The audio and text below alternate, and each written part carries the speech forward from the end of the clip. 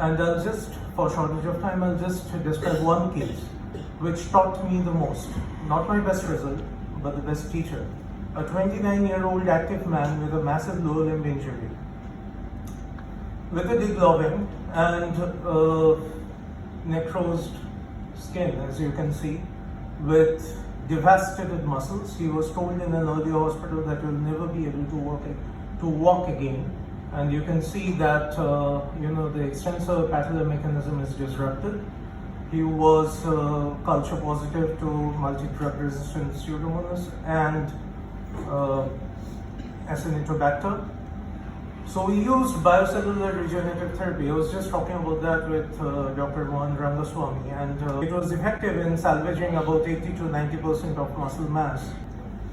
So about 5 weeks later, that's what the company says, we had a complete lush granulation tissue in all the areas except a very small patch over the central tendinous part, over the rectus femoris tendon. And regardless, once we open it up, we have to scan and graft it, and they grafted it. What we found is, even in the patch which was at the center, the graft had taken. The question is why? I take a biopsy routinely in order to know what is going on, not to exactly rely on company documents. And what we found was, in the red areas there was a 50%. You can see these are the new angiogenesis. So the budding blood vessels and fibroblasts were in 50%. Even in the yellow part, which looked relatively avascular, there was a 10% areas were infiltrated with that. I have done in the last 6 months a series of 10 cases, all for different indications.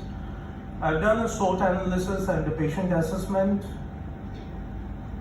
So I'll just go through this. I wouldn't like to delay this any longer.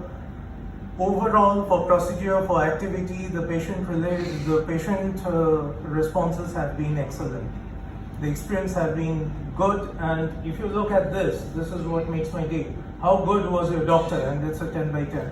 Thank you very much. And would you like a repetition? And most of them is yes. Definitely yes. So thank you very much for your patient hearing.